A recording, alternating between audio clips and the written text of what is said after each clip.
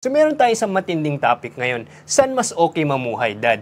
Sa Amerika ba o sa Pilipinas? Yan ang tanong ng maraming kababayan natin kung magmamigrate ba sila sa US kasi mas maganda daw ang pamumuhay ba doon or mas okay ba dito? Sa iyong experience, Dad, ano masasabi mo dito?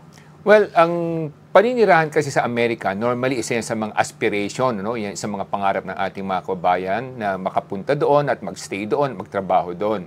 Kasi kung titingnan natin, bakit? Dahil mas mataas yung pasahod doon at saka syempre iba yung sistema doon, mas progressive at mas nakakaengganyo, sabi nga nila, no? Na-inspire sila based on the experiences of several Filipino families na nag-migrate na doon. At sa aking mga karanasan, since 1980s, na ako'y madalas nagpupunta rin ng Amerika, nakita ko naman, naobserbahan ko na marami sa mga ating kababayan mas nakakatanggap ng mas magandang bayad at kinikita. Pero again, as I've said, case-to-case scenario kasi yan, no? Hindi ng pera lahat, di ba? Exactly. Ang problema naman kasi, halimbawa, kung ikaw ay maninirahan at magiging isang permanent resident o citizen ng Amerika, may advantages and disadvantages yan, no? Unang advantage, of course, is madali kang makakuha ng trabaho, madali kang ma-inspire sa mga kapaligiran mo kasi makikita mo napaka-progresibo ng mga tao ron, mas madaling kausap, diretso kausap.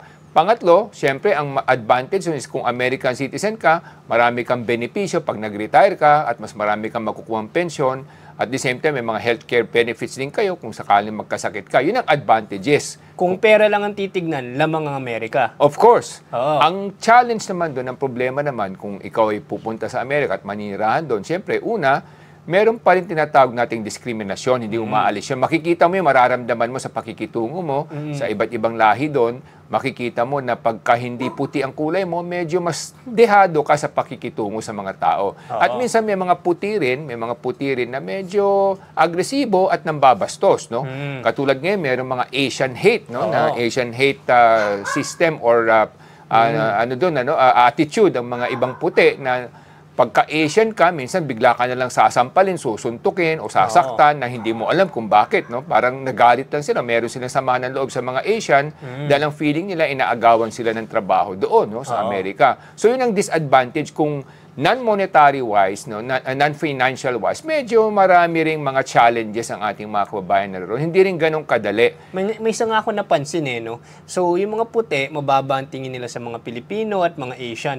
Pero may nakita akong isang statistics, di ba, sa online na pinakita ko sa inyo isang araw na ang mga Pilipino, mas mataas pa pala ang kinikita nila kaysa sa mga puti kung per median household lang ang basehan sa US. So, in terms of kitaan ng pera, mas mataas pa pala ang kinikita ng mga Pilipino sa Amerika kaysa sa mga puting pamilya. In fact, number 3 pa yata sila sa buong Amerika na lahi na pinakamataas ang median household income. Pero despite the fact na mas malaki kinikita ng mga Pilipino, mababa pa rin tingin sa kanila. Yes, kasi normally kasi marami tayong mga kababayan na nagpunta ng Amerika, most of them are professionals, no? So mga nurses, yung iba doctors, yung iba engineers. So, may mga scientists pa na nagpunta rin doon. So, syempre, karamihan sa kanila, o accountants, mga professionals na talaga naman mga nagpunta doon na mga kababayan natin, ayan yung talagang mga masisigasig. Kaya sila naglakas loob na pumunta doon kasi talagang may ambisyon sila, may pangarap sila na maiangat yung kabuhayan nila. No? Kaya ngayon mga nagpunta doon, kaya may sinasabi tayo noong 1980s na brain drain. No? Marami sa ating mga kababayan na may pinag-aralan at marurunong at maraming kaalaman ang nagpunta sa Amerika dahil nga sa tingin nila parang wala na masyado silang kabuhayan dito sa Pilipinas at parang mas mabagal yung kanilang growth or professional progress sa ating bayan. So yung pinakamagaling ng mga Pilipino, doon napunta sa Amerika. Maraming magagaling na Pilipino, I would not say hindi naman lahat, no? Pero siguro 80% ng mga pinakamagaling na Pilipino o 70% nung panahon ay nagpunta ng Amerika dahil gusto nila makipagsapalaran doon dahil sa tingin nila mas ma-appreciate yung kanilang abilidad in terms of financial rewards and monetary benefits kung doon sila magpupursige sa kanilang mga career. No? At ngayon, after so many years, like 30 years, 40 years down the road, na nakita ko naman based on my observation and experience, and based on the friends that I have who went there, mga classmate ko rin nung sa Lasal, nagpunta ron, nakita ko naman na in terms of financial rewards, talagang gumanda yung kanilang kita. Nakakabili sila ng bahay na magaganda, marami silang sasakyan, at kasi magaan ang hulugan sa Amerika. You can easily buy houses or cars, an amortization, installment, at mababang interest. kung meron kang trabaho at may Oo. kinikita ka. Yun po nga yung isang maganda sa Amerika, yung mas madaling umutang kaysa sa Pilipinas. Correct, no? Basta maganda yung credit score mo, wag mo nang sisirain, magbayad ka ng mga credit cards mo at mga utang mo sa bangko para hindi ka masira, mas madali kang makautang, mabilis ka agad. Kung bibili ka ng kotse doon, in one day or less than one day, pwede mong kunin yung kotse kahit na hindi mo pa binabayaran, basta pumasa ka lang doon sa credit score nila dahil ipoprocess na nila kaagad yun. No? Dito sa ating bayan, kahit na maganda na yung credit record mo, kung bibili ka ng sakyan at dadaanin mo sa installment, at the very least, 2 weeks yan, 1 month or more. No? Kahit na kung meron ka ng credit rating o meron ka ng credit history. Pero kung wala, mas matagal yan. No? Kaya nga maraming nahuhuli sa kababayan natin na namemeke ng mga ITR, mga financial statement nila para lang makautang sa mga car loan. No? So, yun ang isang risk din dito. But anyway, going back to that, no? Sa Amerika, ano naman yung mga disadvantages? No? Kung ikaw ay dayuhan o ikaw ay magiging immigrant doon o maging permanent resident ka na Pilipino, siyempre, una, yung pakikisalamuha mo sa mga lipunan. No? So, normally, mararamdaman mo na parang nililiit tayo minsan. Ano? Kadalasan, no?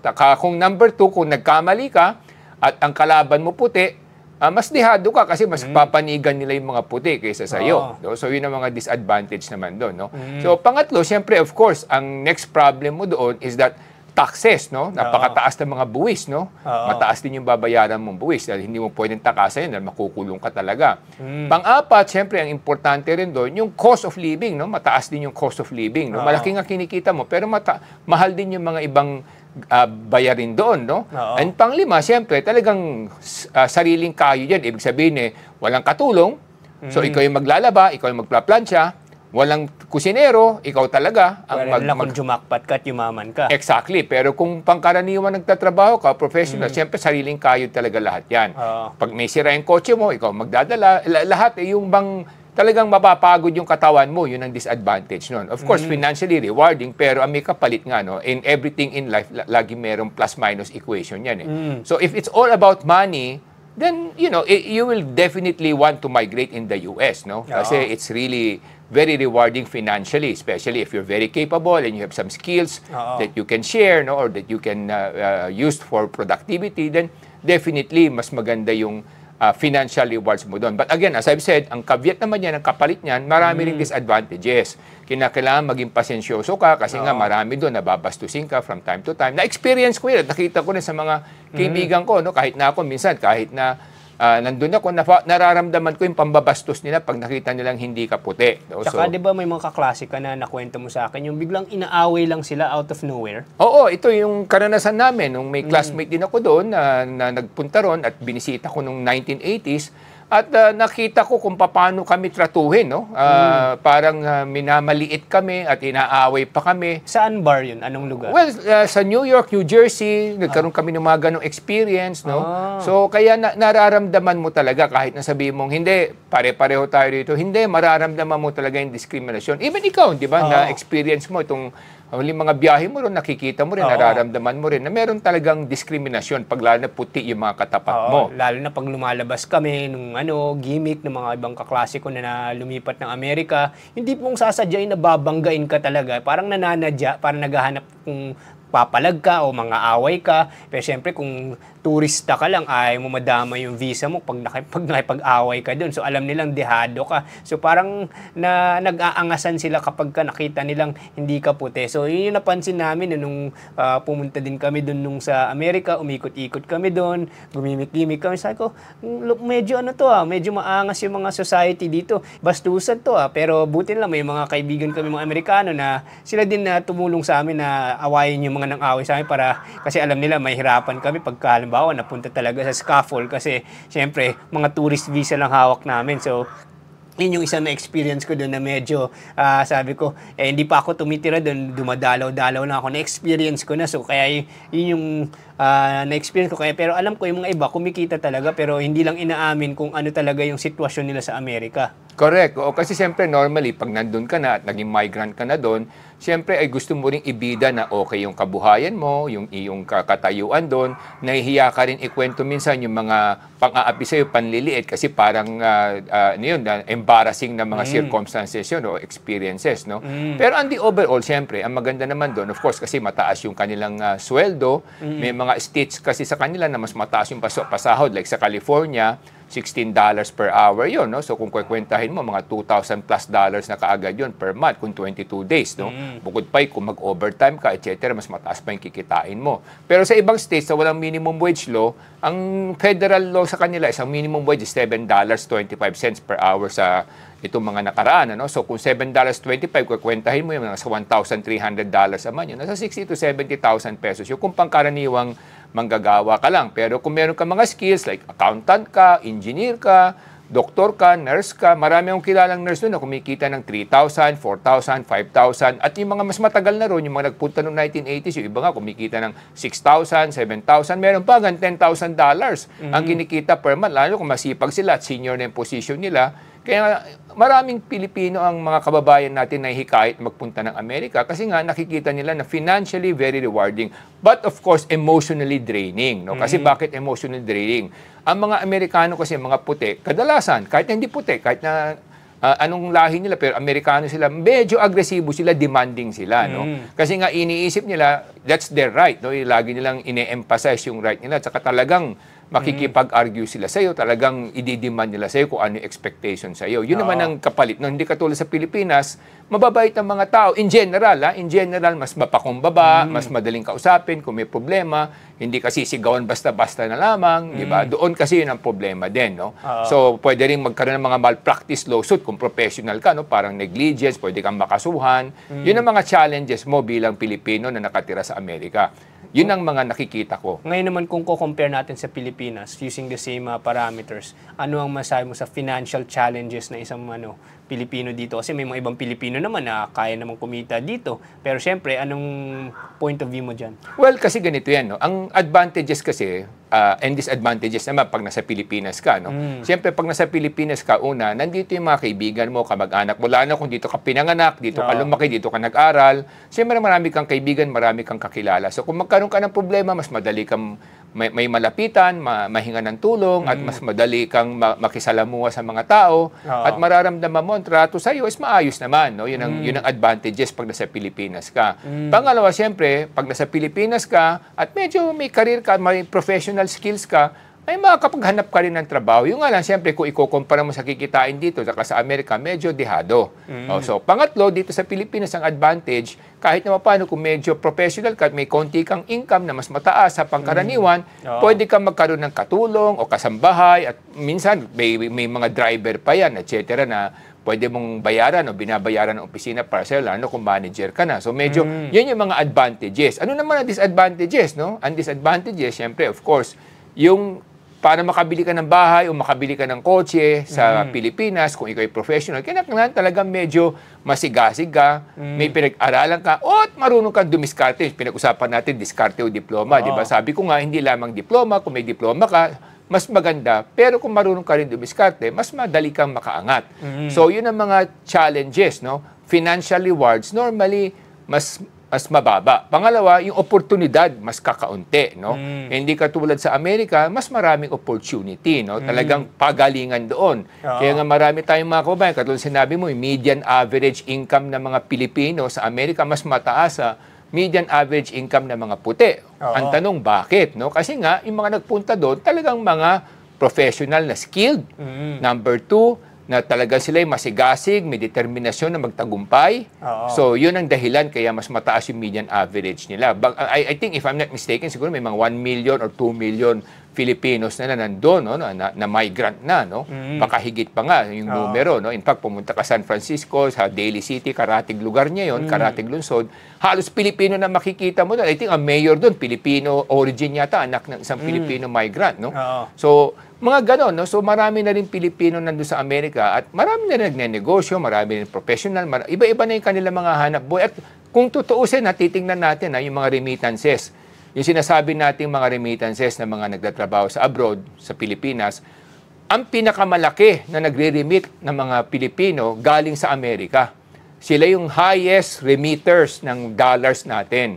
So sila yung pinakamataas, mas mataas pa sila sa combined number of people sa Middle East, no? So dahil mas mataas ang kinikita nila at nagpapadala sila ng pera dito sa mga kamag-anak nila. O minsan nag-i-invest din sila dito, no? Namimili ng lupa, mga condominium at kung ano pa mga ari-arian. So that's why maraming Pilipino na hikayat tumira doon. Kaya lang, uulitin ko, kung ang iyong direksyon ay manirahan at magtrabaho sa Amerika, una, dapat pasensyoso ka. Pangalawa, dapat tibayan mo ang kalooban mo kasi talaga mararamdaman mo yung discrimination whether you like it or not. Pangatlo, siyempre kinakailangan yan, matyaga ka na maghanap ng paraan, ng maging kumbaga innovative ka kasi mga Amerikano very competitive yan. Mga tao sa Amerika, whether puti, itim, yellow, o anumang color niyan, very innovative sila. So kinakailangan very innovative ka rin sa iyong pamamaraan kasi kung hindi, madedehado ka. At saka pang-apat, siyempre yung health mo. Kasi sa Amerika talagang katawan yan. Ikaw magluluto, ikaw maglalaba, ikaw lahat. No? So bukod sa pagod ka sa trabaho, wala kang maasahan na kamag-anak na pwede mong iwanan na gumawa ng mga gawaing bahay. So yun ang mga challenges. Na, ano naman masabi mo sa mga diskriminasyon sa Pilipinas? Kasi masasabihin nila, mayroon din naman diskriminasyon sa Pilipinas, di ba? Yes, tama rin yun. No? Sa Pilipinas naman, ang problema natin minsan, karamihan sa mga kababayan natin, di naman lahat, karamihan, pagka medyo kulang ka sa kabuhayan o medyo mahirap ka, minamata ka rin, nililiit ka rin, pinapahirapan ka. Katulad niya sa mga airport natin, pag nakitang parang pangkaraniwan ka, ang daming tatanungin question sa'yo, hindi ka na makaalis. Kaya pag yung sa immigration, maraming hindi na nakakasakay sa haba ng pila dahil nga ang daming tanong. So parang yun din ang problema natin, no? Yung mga diskriminasyon nangyayari rin dito, lalo na kung kulang ka sa kabuhayan o medyo hindi ka nakapagtapos ng pag-aaral o medyo mababa ang iyong katayuan. So medyo minamata ka rin ang mga kababayan natin. Yun din naman ang disadvantage sa atin. Pero yung discrimination dito naman, hindi ka siya katulad ng discrimination sa Amerika na talagang dun pwede kang masapak o aawayin ka. Dito siguro parang harang-harangin ka lang pero hindi ka naman talaga sasaktan, di ba? Oo, kadalasan naman, bihira yun. No? Meron tayong mga napapanood sa TV minsan, sa mga news, na naglalakad lang sa kalsada, biglang sinaksak o whatever. Pero yung mga yun siguro may mga alitan na sila. No? Yung mga nakainom minsan o mga drug addict na nawawala sa malay, nambibiktima rin sila paminsan-minsan. Pero sa New York at sa ibang lugar ng US, nangyayari rin yan, no? Yung mga ganyang klaseng krimen. Pero yung general discrimination, siyempre mas matindi sa Amerika, lalo na kung hindi ka puti. Yun ang disadvantage. Saka nananakit sila doon sa Amerika. Yes. Dito sa Pilipinas, parang tinataboy ka lang or parang hindi ka binibigyan ng priority or parang pagbabawalan ka lang sa pumasok sa isang lugar. Pero hindi ka talaga sasaktan dito, di ba? Yes, correct. Saka siyempre yung nga sinasabi ko, di ba? Kung puro pera lang pag-uusapan, siyempre America wins, no? Pero kung babalansehin mo, nandito pamilya mo, nandito yung mga kaibigan mo, at alam naman natin lahat ng buhay natin pansamantala at pwede ka na magkumita ng maayos-ayos dito, siyempre kadalasan magdadalawang isip ka bago ka pumunta ron, no? Kasi alam mo, mahirap din talaga yung mag-a-adjust ka at hindi mo alam yung kultura nila. Siyempre, lalo na kung hindi ka sanay, pag pumunta ka doon, yung kultura nila iba, no? Kinakailangan doon, mabilisan ang galawan doon, no? Kung medyo mabagal-bagal ka at mahina ang pick-up mo, medyo lalo kang mahihirapan doon. No? So, depende yan sa pagkatao mo at sa mga iyong hangarin sa buhay at pinag-aralan mo at iyong abilidad. No? So, sa akin, nasa sa inyo yan kung saan nyo gustong manirahan, sa Amerika o dito, saan nyo gustong magtrabaho. Pero sa akin, bilang isang Pilipino, siyempre, mas pipiliin ko na nandito sa Pilipinas dahil mas kabisado ko na yung sistema dito at kultura. Pero siyempre, ang problema nga naman, mas kakaunti oportunidad dito kaysa sa Amerika. So yun yung naobserbahan namin dito sa Amerika o Pilipinas. Pag medyo magaling ka at tingin mo pang professional yung skills mo, pwedeng-pwede talaga sa Amerika. Pag nasa Pilipinas ka, hindi naman ibig sabihin na hopeless na hindi ka pwedeng kumita na malaki kung meron kang madiscartering approach dito sa Pilipinas at medyo kaya mong maraming skills all-in-one, pwede pa rin naman na umasenso dito sa Pilipinas. At syempre kung umasenso ka dito, ang advantage is at least kasama mo ang kapwa mong Pilipino na maayos din ang kultura tulad ng mga kultura ng mga Pilipino. Yung nga lang, pagka tingin mo mas bagay ka sa Amerika dahil tingin mo masyado mabagal ang pacing dito, nasa sa'yo yun kasi yun yung lifestyle sa Amerika na kaya makipagbakbakan sa mga puti at kaya makipagtrabaho sa mga puti. Di ba, Dad? Yes, correct yun. So again, as I've said, at the end of the day, it's a personal choice. At the same time, it is also subject to your educational background, your capability, your skills, and determination, your patience, your emotional strength. Kasi siyempre, malalayo ka sa pamilya, sa mga kaibigan. Kadalasan ng mga kaibigan ko nandun na homesick sila nung una at talagang umiiyak rin sila, nakikita ko, parang nalulungkot sila ng gusto. Pero eventually, na-overcome din nila yon, no? At dahil sa nagtagumpay sila doon, siyempre, long term, doon na sila nag-stay. Ayaw nila bumalik dito dahil sa tingin nila mas maganda sistema doon. Pero most of them, pagdating sa isang retirement age, they also want to come back here. No? So yun naman ang issue doon. No? Gusto din nilang bumalik dito kasi nga gusto nila dito mag-retire. So yun ang mga nakita ko. So yun lamang mga kababayan. Kaya sa amin, Amerika o Pilipinas ang paninirahan mo o pagtatrabahuhan mo, nasa sayo yan. Kung sa tingin mo, mas kaya mo, then go ahead. Kung hindi naman, stay in the Philippines, be better so that you can have a better future. Oo. So ako nga pala si Engineer Morgan Say, ang inyong coach ng bayan. Ako naman po si Michael Say, inyong dad ng bayan.